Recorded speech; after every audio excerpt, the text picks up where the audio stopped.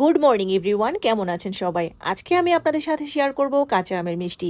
দেখতেই পাচ্ছেন কতটা সুন্দর এবং স্পঞ্জি হয়েছে। চলুন তাহলে বেশিক্ষণ সময় নেব না, সরাসরি রেসিপিতে চলে যাই। কাঁচা আমের মিষ্টি রেসিপিটা যেমন সহজ তেমনি খেতে ভীষণ সুস্বাদু। আমি নিয়ে নিলাম 1 লিটার দুধ। তো আমি দুধটাকে ভালোভাবে জাল দিয়ে নেব। একবার উতরানোর পর আমি চুলাটা বন্ধ করে দিব। এবার আমি 1 চামচ সিরকার সাথে 1 চামচ পানি মিক্স করে নেব।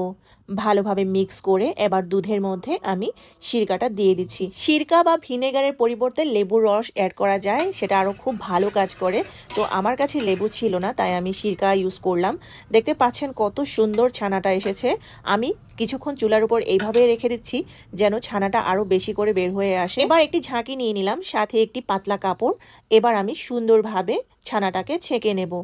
সুতির কাপড় হলে আরো বেশি ভালো হয়। আমি অবশ্য পরবর্তীতে সুতির কাপড় দিয়েই ছেঁকেছি। খুব সুন্দর ছানা বের হয়েছে। এবার আমি ছানাটা ছেঁকে কিছুক্ষণ রেখে দেব। ছানাটা খুব ভালোভাবে রেডি হয়ে গেছে। এবার অ্যাড করছি 1 ফোঁটা পরিমাণ ফুড কালার।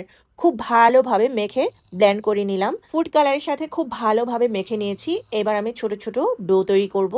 ঠিক এইভাবে হাতের তালুতে রেখে আলতোভাবে ডোগুলো তৈরি করছি, ছোট ছোট বলের মতো দেখতে। ঠিক এইভাবে হাতে আলতোভাবে মিষ্টিগুলোকে শেপ দিতে হবে। আমি ভিডিওটা ফাস্ট করে দিয়েছি কারণ সময় খুবই কম, তাই কাঁচা আমের মিষ্টির শেপ দেওয়া হয়ে গেছে। এবার আমি একটি পাত্রে তুলে রাখছি। সিরকা তৈরি করার জন্য এবার আমি দিচ্ছি 2 কাপ পরিমাণ চিনি এবং 2 কাপ পরিমাণ চিনির সাথে অ্যাড করব 4 কাপ পরিমাণ পানি। মিষ্টির পরিমাণ বুঝে পানি এবং চিনি অ্যাড করতে হবে। আমি আমার পরিমাণ মতো চিনি অ্যাড করেছি। যারা বেশি মিষ্টি পছন্দ করেন তারা আর একটু বেশি চিনি অ্যাড করতে পারেন।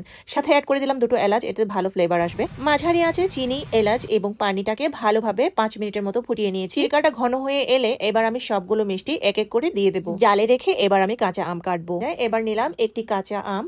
আমটাকে আমি খুব ভালোভাবে ছুলে নিলাম যেন চামড়া কোনোভাবে না থাকে এবং পিস পিস করে এইভাবে কেটে নিলাম। 3 থেকে 5 মিনিট পর আমি কাঁচা আমের টুকরোগুলো মিষ্টি এবং সিরকার মধ্যে দিয়ে দিচ্ছি। দিয়ে 5 মিনিট আরও রান্না করলাম। তৈরি হয়ে গেল কাঁচা আমের মিষ্টি। দেখতে ভীষণ সুন্দর হয়েছে। তো এবার আমি বাটিতে সবগুলো মিষ্টি ঢেলে নেব। সত্যি কথা বলতে এই প্রথমবার আমি কাঁচা আমের মিষ্টিটা বানিয়েছি। তো খুব ভালো হয়েছে খেতে, আর ফ্লেভারটাও দারুণ এসেছে। কাঁচা আমের সাথে এলাচের যে স্মেলটা সেটা খুব ভালোভাবে মিষ্টির সাথে অ্যাড হয়ে গেছে। তো আমি 1 ঘন্টার জন্য ফ্রিজে রেখে দিয়েছিলাম যাতে খুব সুন্দর একটা আরও বেশি ফ্লেভার আসে, যেন মিষ্টির সাথে সবগুলো ফ্লেভার অ্যাড হয়ে যায়। তো তেমনটি হয়েছে, দেখতে পাচ্ছেন কতটা স্পঞ্জি হয়েছে। তো আপনারাও একবার হলেও এই রেসিপিটা ট্রাই করবেন, আশা করি সবার ভালো লাগবে। আমার কাছে আমার রেসিপিটা তো ভালো লেগেছে, আপনাদের কাছে কেমন লেগেছে অবশ্যই কমেন্ট বক্সে জানাতে ভুলবেন না। আর সবার জন্য রইল অনেক শুভকামনা। সবাই ভালো থাকবেন।